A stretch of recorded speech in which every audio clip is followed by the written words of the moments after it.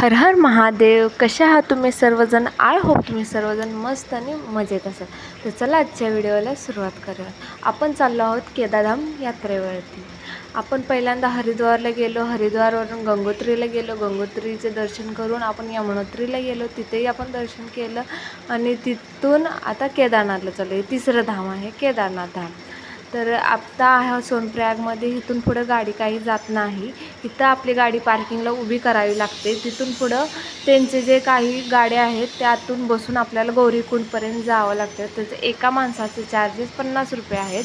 तिथून गौरीकुंडपासून आपल्याला चालत यात्रा करावी लागते. 16 किलोमीटर आहे तिथून केदारनाथ. ते आपल्याला चालत किंवा घोड्यावरून किंवा ते काय असते पिट्टू असे म्हणजे पालखी कशावरूनही तुम्ही जाऊ शकता. तर आम्ही गेलो होतो घोड्यावरून, कारण लहान मुलं होती, श्री होता माझ्यासोबत, त्यामुळे मी घोड्यावरून गेलते. कारण लहान मुलांना घेऊन 16 किलोमीटर चालणं खूपच नाही चालू शकत माणूस इतकं. कारण आम्ही यमुनोत्रीमध्ये 5 किलोमीटर चालायला 7 तास लावलं. कारण यमुनोत्री धामला आम्ही घोडा, खच्चर किंवा पिट्टू काहीसुद्धा केलं नव्हतं. आम्ही चालत यात्रा केली. ती 5 किलोमीटरच होतं पण 7 तास लागलं. तर 16 किलोमीटरला किती लागतील, त्यामुळे आम्ही घोडा म्हणजे खच्चर केलं. सगळ्यांनीच केलं तर खच्चर, कारण लहान मुलं ती आमच्यासोबत होईल त्यामुळं. तरी आम्ही 4 तासात केदारनाथवरती धामवरती पोचलो होतो. आणि जाताना माझ्यासोबत जे घडलं ते मी नंतरच्या व्हिडिओमध्ये तुमच्यासोबत शेअर करीन, काय झालं होतं माझ्यासोबत घोड्यावरून जाताना.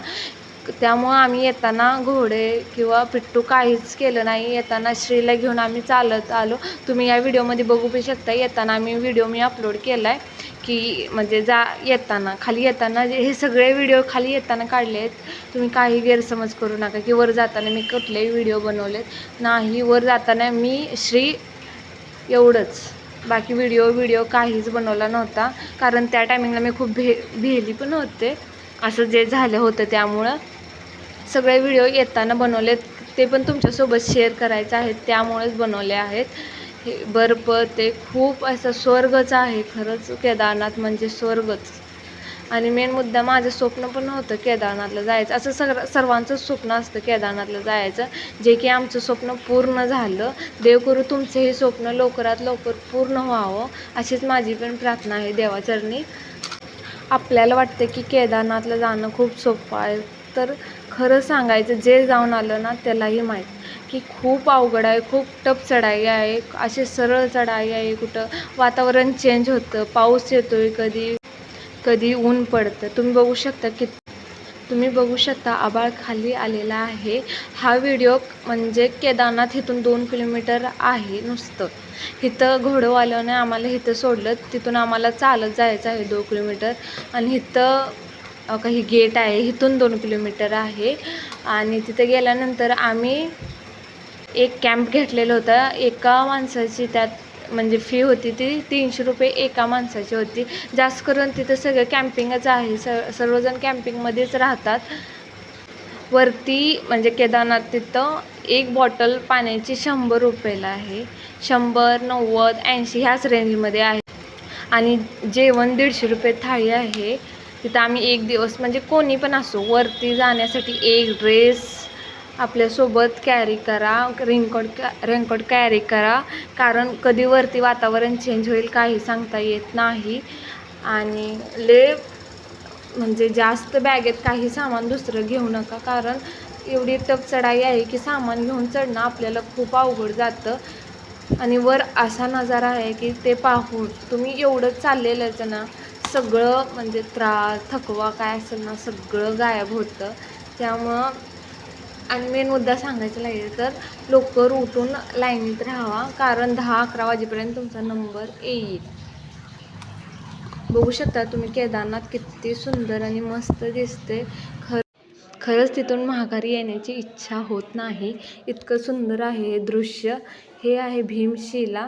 तुम्हाला माहीतच असेल 2013मध्ये आपल्या म्हणजे केदारनाथ वरती काय झालं, केवढं मोठं संकट आलं होतं. तर रक्षा करणार कवच म्हणा, भीमशिलाला काहीही म्हणा. पण बघू शकता इथं जे पाठीमागं तुम्हाला आभाळ दिसतं ना त्याच्यावरती बर्फ आहे. तितकं खाली आभाळ आलेला आहे. बघू शकता ही पाठीमागचं आहे, मंदिरच्या पाठीमागं अशी भीमशिला आहे, तिथून एक छोटंसं मंदिर आहे. इथं बघा अमृत भेटतं, थांबा मी दाखवते.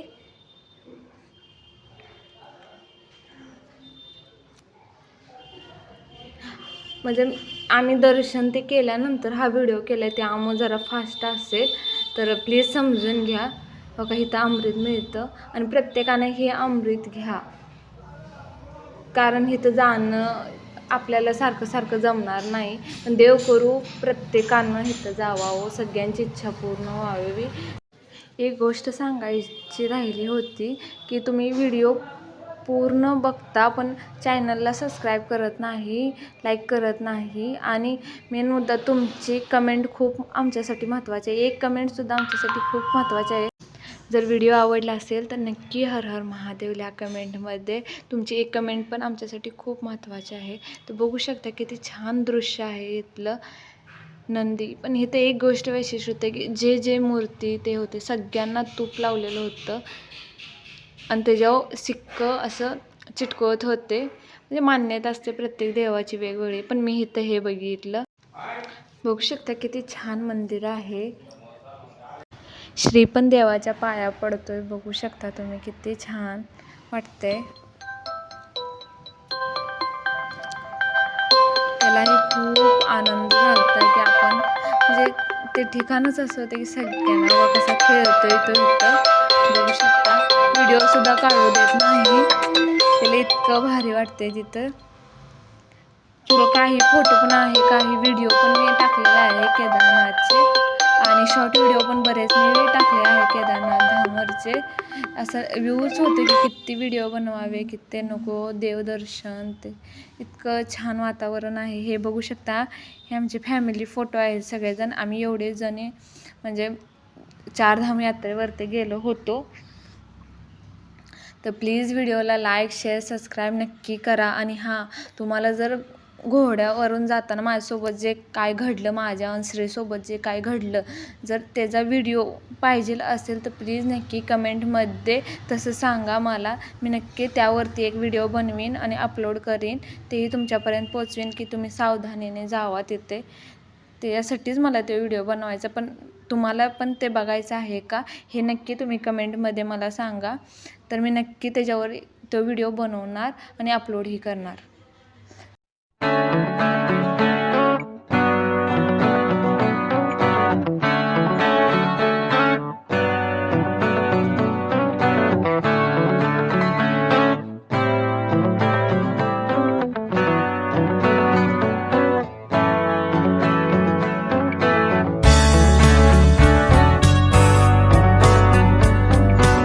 नवनवीन व्हिडिओ बघण्यासाठी प्लीज चॅनलला सबस्क्राईब करा, लाईक करा, शेअर करा आणि सबस्क्राईब करा. हर हर महादेव.